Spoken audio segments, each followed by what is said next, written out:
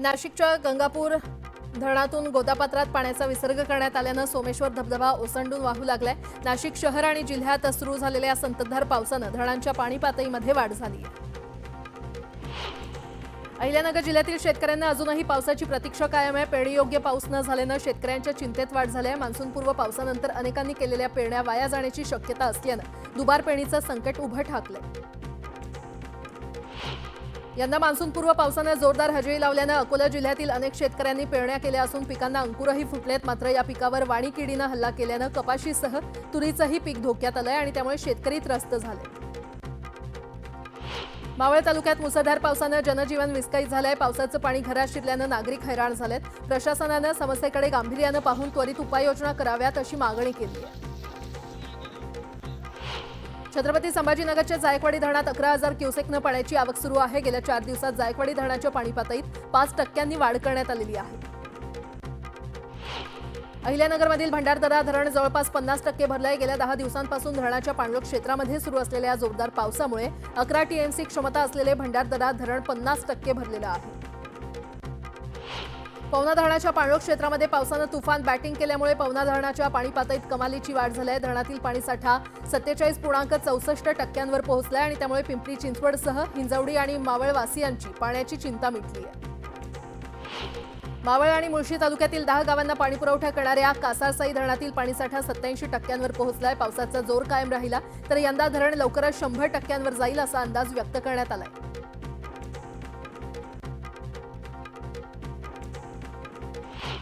रायगडच्या रोहामध्ये मागील 2 दिवसांपासून कोसळत असणाऱ्या मुसळधार पावसामुळे रोह्यातील कुंडलिका नदी दुथडी भरून वाहू लागलेली आहे। पाणी पातळीमध्ये वाढ झाल्यानं नदीनं इशारा पातळी देखील ओलांडली आहे आणि त्यामुळे नदीवरील जुना पूल वाहतुकीसाठी बंद करण्यात आलाय। खडकवासला धरणातून पाण्याचा विसर्ग पुन्हा वाढवण्यात आलाय। पाणी पातळी वाढल्यानं 3,883 क्युसेक पाण्याचा विसर्ग सुरू करण्यात आलाय। यामुळे नदीकाठच्या नागरिकांना सतर्कतेच्या सूचना देण्यात आल्या। लोणावळ्यात पावसाचा जोर पुन्हा वाढलाय। 24 तासात 171 मिलीमीटर पावसाची नोंद झाली आहे तर जून महिन्यात पावसानं जोरदार हजेरी लावल्यानं अखेरपर्यंत 1,595 मिलीमीटर पावसाची नोंद झाली आहे। कोल्हापूरच्या धरण क्षेत्रात पावसाचा जोर वाढलाय त्यामुळे पंचगंगा नदीचं पाणी पात्राच्या बाहेर जाण्याची शक्यता आहे। पंचगंगा नदीचं पाणी 29 फुटांवर पोहोचलं असून आणखी 1 फुटानं पाणी पातळी वाढल्यास नदीचं पाणी पात्राबाहेर येणार आहे तर जिल्ह्यातील 19 बंधारे देखील पाण्याखाली गेले। बचाव कार्य करताना रायगडमध्ये बचाव पथकाच्या बोटीचा अपघात झाला। शोधकार्य सुरू असताना सावित्री नदीच्या पाण्यात बोट उलटली। सुदैवानं कोणतीही जीवितहानी झालेली नाही। रायगड जिल्ह्याला मुसळधार पावसानं चांगलंच झोडपून काढलं। जिल्ह्यामध्ये काही भागातील रस्त्यांवर पाणी साचलं। रायगड जिल्ह्याला ऑरेंज अलर्ट देण्यात आला असून नागरिकांना सतर्कतेचा इशारा देण्यात आलाय। रायगडच्या कोलाड परिसरातून वाहणाऱ्या कुंडलिका नदीवर रिव्हर राफ्टिंगचा थरार अनुभवण्यासाठी पर्यटकांनी गर्दी केली। राफ्टिंग सोबतच इथल्या रिसॉर्टमध्ये देखील हाऊसफुल गर्दी झाल्याचं पाहायला मिळतंय। नाशिक शहरात जून महिन्यात गेल्या 23 दिवसात 315 मिलीमीटर पाऊस कोसळला असून या पावसानं 2017 सालचा विक्रम मोडीत काढलाय। जिल्ह्याचा धरणसाठा 43% पोहोचलाय। दारणा आणि गंगापूर यासोबतच कादवा धरणातून पाण्याचा विसर्ग सुरू करण्यात आलाय। मळवली ते देवळे रस्ता पाण्याखाली गेल्यानं अनेक नागरिकांच्या घरात पावसाचं पाणी शिरलं तर काही काळ या गावातील दळणवळण यंत्रणा ठप्प झाली होती। प्रशासनाचा निष्काळजीपणा समोर आला असून वेळेमध्ये रस्त्याची कामं आणि नालेसफाई न केल्यामुळे समस्यांना सामोरं जावं लागत असल्याचा आरोप स्थानिकांनी केलाय। वसई विरारसह मीरा भाईंदरमध्ये पावसामुळे रस्ते जलमय झाले। सध्या पावसानं उसंत घेतल्यामुळे पाणी आता हळूहळू ओसरू लागलंय। नंदुरबार जिल्ह्यात पावसाची संततधार कायम आहे। जिल्ह्यामध्ये पावसानं पुन्हा दमदार हजेरी लावल्यानं नदी नाले ओसंडून वाहू लागले। अलिबाग तालुक्याला मुसळधार पावसाचा फटका बसलाय। गोंधळपाडा बुरुमखान या परिसरातील मुख्य रस्त्यावर 2 झाडं पडल्यानं रस्ता वाहतुकीसाठी बंद ठेवण्यात आलाय। सातारा जिल्ह्यातील घाटमाथ्यावर मुसळधार पावसानं हजेरी लावली त्यामुळे पाटण तालुक्यातील उत्तरमान धरण भरलं असून सांडव्यावरून पाणी वाहू लागलंय। त्यामुळे नदीकाठच्या नागरिकांना सतर्कतेचा इशारा देण्यात आलाय। रायगडमध्ये अंघोळीसाठी नदीच्या बंधाऱ्यावर गेलेल्या 3घांपैकी एक तरुण पाण्यात वाहून गेलाय। महाडमधील 3 रेस्क्यू टीमनं शोधण्याचा प्रयत्न केला मात्र अद्यापही तरुण न सापडल्यानं शोधकार्य थांबवण्यात आलंय। सिंधुदुर्ग जिल्ह्याला पावसाचा येलो अलर्ट जारी करण्यात आलाय। कुडाळ तालुक्यातील माणगाव खोऱ्यातील दुकानवाड पुलावर आलेल्या पुराच्या पाण्यामुळे 5 गावांचा संपर्क तुटलाय। रायगड जिल्ह्यातील माणगावमधून वाहणाऱ्या काळ नदीपात्रात महाकाय मगरींचा वावर वाढलाय। पोलीस स्थानकामागील नदीपात्रात 2 महाकाय मगरी किनाऱ्यावर दिसल्यानं नागरी वस्तीमध्ये चिंतेचं वातावरण पाहायला मिळालं। सह्याद्री व्याघ्र प्रकल्पात दुर्मिळ अशा काळ्या रानकुत्र्याचं दर्शन झालंय। बफर झोनमधील एका गावात फिरण्यास गेलेल्या कराड येथील पर्यटकाला या रानकुत्र्याचं दर्शन झालं। पालघरच्या वाडा तालुक्यातील डोंगरपाडा वस्तीवरील विद्यार्थ्यांना सध्या लाकडी पुलावरून धोकादायक प्रवास करावा लागतोय। पक्का रस्ता नसल्यानं मोठा नाला पार करण्यासाठी लाकडी ओंडके टाकून पूल तयार करण्यात आलाय। यावरून जीव धोक्यात टाकून पूल तयार करण्यात आलेला आहे। जळगावच्या सुजाता बागुल यांचा राष्ट्रीय फ्लोरेन्स नाइटिंगेल पुरस्कारानं सन्मान करण्यात आलेला आहे। 18 वर्षांच्या अतुलनीय आरोग्य सेवेसाठी राष्ट्रपती द्रौपदी मुर्मू यांच्या हस्ते त्यांचा गौरव करण्यात आला। मनमाडमध्ये मोकाट जनावरांनी केलेल्या हल्ल्यामध्ये एका वृद्ध व्यक्तीचा मृत्यू झालाय। कळवणच्या मुख्य बाजारपेठेतील ही धक्कादायक घटना सीसीटीव्हीमध्ये कैद झाली आहे। सोलापुरात वाहनाचा हॉर्न जोरात वाजवण्याच्या कारणावरून 2 गटात दगडफेक झाली। दगडफेकीचा व्हिडिओ समोर आलाय। दगडफेक करणाऱ्या 29 जणांच्या विरोधात पोलीस ठाण्यात गुन्हा दाखल करण्यात आलाय। शेतकऱ्यांना सरसकट कर्जमाफी देऊन सातबारा कोरा करण्यात यावा या मागणीसाठी जिल्हाधिकारी कार्यालयासमोर धरणे आंदोलन करण्यात आलं। यावेळी कार्यकर्त्यांनी आक्रमक पवित्रा घेत प्रशासनाला जाब विचारला। सोलापुरातील जुना घरकुल येथील एकलदेवी घर ते अंकम घरपर्यंत पालिकेकडून दूषित पाणी पुरवठा होतोय आणि या प्रकरणी पालिका आयुक्तांनी स्वतः घटनास्थळी जात पाहणी केली। यावेळी नवीन पाईपलाईन टाकण्याचेही आदेश दिले। पीओपीवरील बंदी उठवल्यानंतर रायगडच्या पेणमधील मूर्तिकारांनी जल्लोष साजरा करत आशिष शेलार यांचे आभार मानलेत। यावेळी मूर्तिकारांनी गणपती बाप्पाची मूर्ती भेट देत शेलार यांचा सत्कार केला।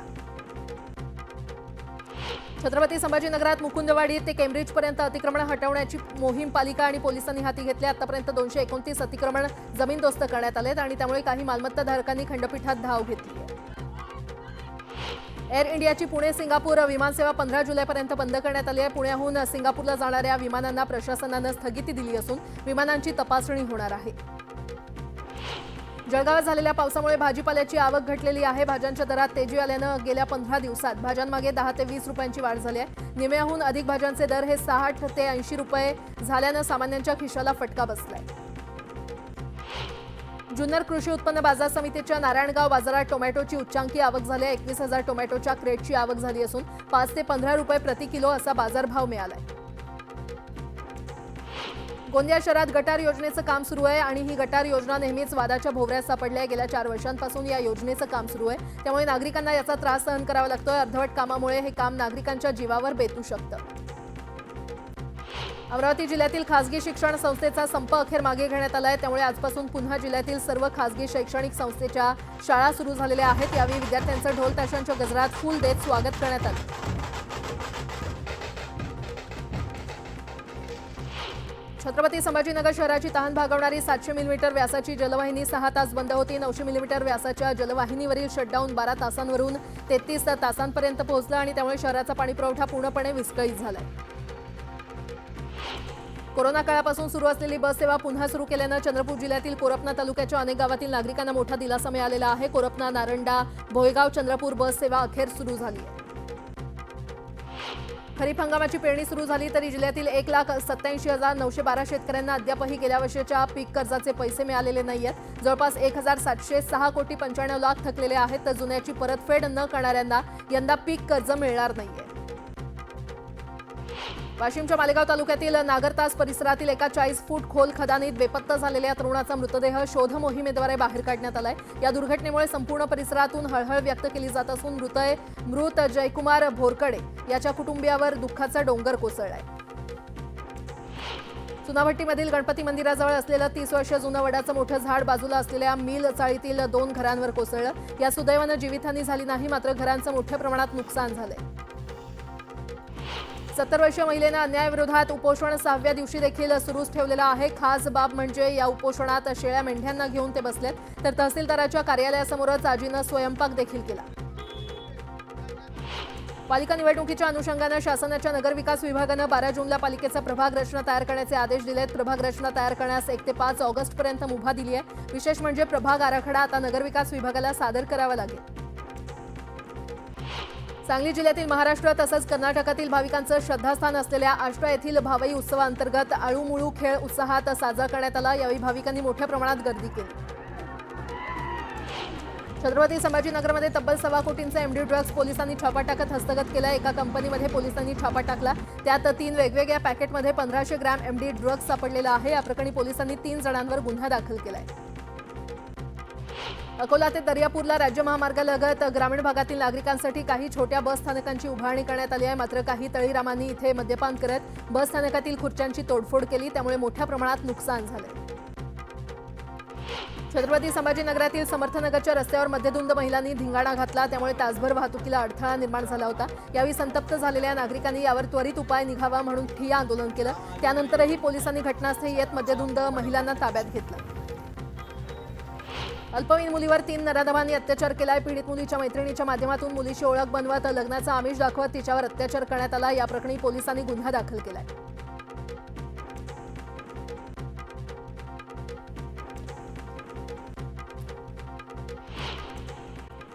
नागपुरात वाहतुकीचे नियम मोडणाऱ्या चालकाविरोधात जोरदार कारवाई मोहीम सुरू करण्यात आलेली आहे। वारंवार वाहतुकीचे नियम मोडताना आढळलेल्या 82 जणांचे परवाने निलंबित करण्यात आले।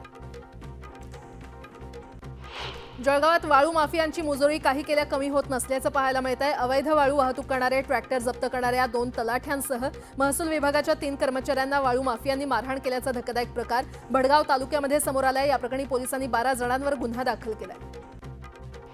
सामाजिक कार्यकर्त्याला औषधी उपकरण पुरवठादाराकडून 15 लाखांची खंडणीची मागणी केली आहे। यावेळी 15 लाखांची लाच स्वीकारताना या व्यक्तीला अटक करण्यात आली आहे। माहिती अधिकाऱ्याच्या माध्यमातून माहिती काढून ब्लॅकमेलिंग करत खंडणीची मागणी करण्यात आली होती। जळगावात सेवानिवृत्त परिचारिकेची हत्या करून 30 लाखांची रोकड लंपास करण्यात आली आहे। या प्रकरणी पोलिसांनी 30 लाखांची रोकड हस्तगत करत नातेवाईकांना परत दिली आहे, तर 2 मारेकऱ्यांना ताब्यात घेण्यात आले। पुण्यातील विमाननगर परिसरातील इमारतीच्या 4थ्या मजल्यावर भीषण आग लागली होती। वाहनाचं स्पेअर पार्ट बनवणाऱ्या गोदामाला आग लागल्यानं मोठ्या प्रमाणात नुकसान झालंय, तर अद्यापही आगीचं कारण अस्पष्ट आहे। ट्रान्सपोर्ट मालकांना पैसे न दिल्यानं ट्रक चालकानं ट्रकच पेटवून दिलाय। नागपूरच्या वैद्यनाथ चौकातील धक्कादायक घटना समोर येते। संतापलेल्या ट्रक चालकानं दारूच्या नशेमध्ये मालकाचे 2 ट्रक पेटवून दिले। माजी आमदार महादेव बाबर हे आज अजित पवार यांच्या उपस्थितीमध्ये राष्ट्रवादीमध्ये पक्षप्रवेश करणार आहेत, त्यामुळे पुण्यामध्ये ठाकरे गटाला मोठा धक्का बसलाय। महादेव बाबर यांच्यासह पुण्यातील 3 नगरसेवक देखील राष्ट्रवादीमध्ये प्रवेश करणार आहेत। उबाठाचे संपर्क प्रमुख झाल्यानंतर गुलाबराव वाघ यांनी पहिल्यांदाच नंदुरबारमध्ये पदाधिकाऱ्यांची बैठक घेतली। आगामी निवडणुकीच्या अनुषंगानं स्थानिक पातळीवर स्वतंत्र लढण्याबाबत देखील पदाधिकाऱ्यांशी चर्चा करण्यात आली।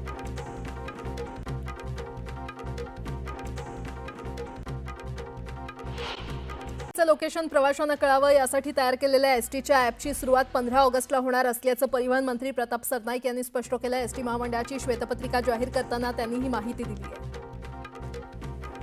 मुंबईमध्ये अनधिकृत पद्धतीनं सुरू असलेली बाईक टॅक्सी सेवा ॲपवरून बंद करण्यासाठी परिवहन खात्यानं आवश्यक कारवाई करावी असे निर्देश परिवहन मंत्री प्रताप सरनाईक यांनी अधिकाऱ्यांना दिले। महाराष्ट्र राज्य परिवहन महामंडळानं गेल्या 45 वर्षातील आपल्या आर्थिक स्थितीची श्वेतपत्रिका जारी केली आहे। गेल्या 45 वर्षातील 37 वर्ष लालपरी तोट्यातच धावते। फक्त 8 वर्षच एसटी महामंडळाला थोडाफार नफा मिळाला असा दावा त्यामध्ये करण्यात आलाय।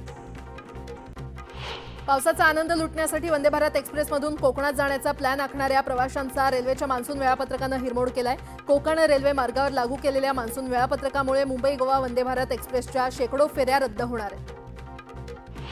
लोकल ट्रेनला स्वयंचलित दरवाजे बसवण्याच्या निर्णयानं डबेवाल्यांची चिंता वाढली आहे। स्वयंचलित दरवाजांमुळे ट्रेनमधून जेवणाच्या डब्यांची ने-आण करताना गैरसोय होईल, त्यामुळे स्वयंचलित दरवाजाच्या पर्यायाचा पुनर्विचार करा आणि त्याऐवजी सर्व लोकल ट्रेन 15 डब्यांच्या करा अशी मागणी डबेवाल्यांनी केली आहे। धारावी पुनर्विकास प्रकल्पांतर्गत पात्र आणि अपात्रतेच्या मुद्द्यांवरून वाद सुरू असताना पहिली यादी जाहीर झाली। त्यामध्ये 287 तळमजल्यावरील 249 पैकी 161 बांधकामं पात्र झाली आहेत, तर अपात्र लोकांना 5 जुलैपर्यंत पुरावे सादर करण्याची मुदत देण्यात आली आहे। सीईटी सेल 2025-26 या शैक्षणिक वर्षासाठी बीएड एमएड या अभ्यासक्रमाच्या केंद्रीभूत प्रवेशाची नोंदणी सुरू केलेली आहे। 4 जुलैपर्यंत अर्ज भरता येणार आहेत। महाराष्ट्र राज्य माध्यमिक आणि उच्च माध्यमिक शिक्षण मंडळातर्फे 10वी आणि 12वीची पुरवणी परीक्षा आजपासून सुरू झाली आहे। यामध्ये 10वीच्या 34,562 तर 12वीचे 68,098 विद्यार्थ्यांची नोंदणी आहे। दरवर्षी जुलै-ऑगस्टमध्ये होणारी ही पुरवणी परीक्षा यंदा जूनमध्ये सुरू होणार आहे। ओमान 2028 पासून उत्पन्नावर कर आकारणार असून असं करणारा तो पहिला आखाती देश ठरणार आहे। नवीन 5% कर फक्त अंदाजे $1.9 लाख किंवा त्यापेक्षा जास्त उत्पन्न असलेल्या व्यक्तींना लागू होणार आहे। याचा फटका 1% श्रीमंत नागरिकांना बसेल। विरोध दर्शवून देखील मुंबई महापालिकेतील शिक्षकांची इलेक्शन ड्युटी अखेर सुरू झालेली आहे। मतदार याद्यांच्या विशेष संक्षिप्त पुनरीक्षण कार्यक्रमाच्या पूर्वतयारीच्या कामात त्यांना जुंपण्यात आले। कृषी उत्पन्न बाजार समितीमध्ये 513 ट्रक आणि टेम्पोमधून तब्बल 6000 टन भाजीपाल्याची आवक झालेली आहे। यामध्ये सर्वात जास्त 1531 टन टोमॅटोचा समावेश आहे। आवक वाढल्यामुळे काही वस्तूंचे दर कमी झालेत। कांदा महाबँक योजनेद्वारे कांद्यावर विकीकरण प्रक्रिया करून शीतगृहात साठवणूक करण्याच्या राज्य सरकारच्या महत्त्वाकांक्षी योजनेला कांदा धोरण समितीच्या पहिल्याच बैठकीत कडाडून विरोध करण्यात आला। जगाच्या पाठीवर कुठेही अशी व्यवस्था नाही, आर्थिक व्यवहार्यता नसलेली ही योजना सरकारनं रेटू नये अशी भूमिका तज्ज्ञ आणि कांदा व्यापाऱ्यांनी मांडली आहे।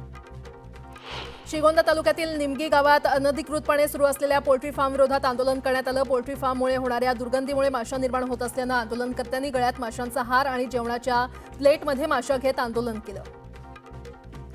पाथर्डी तालुक्यातील जवखेडे खालसा येथील पीर बाबा रमजान उर्फ कानुबा दर्ग्याला संरक्षण देण्यात यावं अशी मागणी होते। यासाठी मुस्लिम समाजानं जिल्हाधिकाऱ्यांकडे मागणी करत निवेदन दिलं।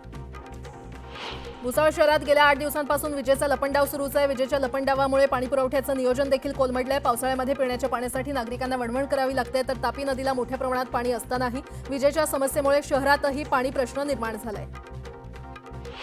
जळगावच्या अमळनेरमध्ये काँग्रेस आक्रमक झाले। मतदार याद्यांमध्ये मोठ्या प्रमाणात चुका आणि नाव वगळण्याच्या प्रकारांबाबत काँग्रेसनं तीव्र नाराजी व्यक्त केली आहे। याच्या निषेधार्थ काँग्रेसतर्फे मशाल रॅली काढण्यात आली। लातूरच्या एका महिला वाहतूक पोलिसाचा नवा व्हिडिओ सध्या चांगलाच व्हायरल होतोय। लातूर शहरातील रेणापूर नाका येथील 3 मुले एका दुचाकीवरून ट्रिपल सीटवर जात होत्या आणि यावेळी या पोलिसानं त्या तिन्ही मुलींना अडवलं आणि अश्लील भाषेत शिवीगाळ करत मारहाण केली। त्यामुळे या महिला पोलिसावर कारवाई होणार का असा सवाल विचारण्यात येतोय। मध्य रेल्वे आणि पश्चिम रेल्वेच्या मुंबई लोकल मार्गावर अपघाती मृत्यू पावलेल्यांमध्ये तब्बल 15,000 जणांची बेवारस म्हणून नोंद झाल्याची बाब माहिती अधिकारातून समोर आली आहे। तर रेल्वे अपघातात गेल्या 15 वर्षात 72,524 जणांचा मृत्यू झालाय। कराड शहरातील भर वस्तीत असलेल्या होलसेल दुकानाला भीषण आग लागली। या आगीमध्ये गोडाऊन जळून खाक झालंय। आगीचं कारण अद्यापही अस्पष्ट असून आगीमध्ये लाखोंचं नुकसान झालंय। संतोष देशमुख हत्याप्रकरणी बीडच्या विशेष मकोका न्यायालयामध्ये सुनावणी पार पडणार आहे। वाल्मिक कराडच्या दोषमुक्ती अर्जावर युक्तिवाद होणार असून कराडच्या संपत्ती जप्त करण्याबाबतच्या अर्जावर देखील सुनावणी होणार आहे। विकासासाठी खर्च केला जाणारा प्रत्येक रुपया सर्वसामान्यांपर्यंत पोहोचला पाहिजे, त्या दृष्टीनं संसदेच्या अंदाज समितीचं काम खूप परिणामकारक ठरतं असं उपमुख्यमंत्री एकनाथ शिंदे म्हटलेत। संसद तसंच विविध राज्यांच्या अंदाज समितीच्या राष्ट्रीय परिषदेच्या उद्घाटन प्रसंगी ते बोलत होते। पावसाळा सुरू झाला की बहुतांश लोकांच्या आहारात अंड्यांचा समावेश होतो। पावसाळा सुरू झाला की समुद्रातील मासेमारी बंद असते आणि त्यामुळे मांसाहार करणाऱ्यांना अंड्यांवर ताव मारावा लागतो। वाढत्या मागणीमुळे सध्या अंड्याचे भाव वाढलेले आहेत। 70 रुपये डझननं मिळणारी अंडी आता 80 रुपये डझननं मिळत आहेत। विठोबा माऊली ज्ञानराज माऊली तुकारामचा गजर करत वारकरी भर पावसातून सासवडवरून पंढरपूरच्या दिशेनं मार्गस्थ झालेले आहेत। भर पावसातही वारकऱ्यांचा उत्साह पाहून सर्वांनाच नवी ऊर्जा मिळते। संत ज्ञानेश्वर माऊलींची पालखीनं सासवडहून पहाटे 4 वाजता प्रस्थान केलंय। भर पावसात माऊली माऊलीचा गजर करत वारकरी वारीमध्ये तल्लीन झाले। आषाढी वारीमध्ये वारकऱ्यांना आवश्यक सुविधा देण्यासाठी राज्य शासनाकडून आतापर्यंत 15 कोटी रुपयांचा निधी उपलब्ध करून देण्यात आला आहे। याशिवाय जिल्हा नियोजन समितीमधून 8 कोटी रुपयांचा निधी देखील उपलब्ध होत असल्याची माहिती जिल्हाधिकाऱ्यांनी दिली आहे। महाराष्ट्र प्रदेश काँग्रेस कमिटीचे अध्यक्ष हर्षवर्धन सपकाळ यांनी वारीमध्ये चालण्याचा संकल्प केलेला आहे। सपकाळ हे दिंडीमध्ये सहभागी होत असून ते दिवसभर दिंडीसोबत चालणार आहेत।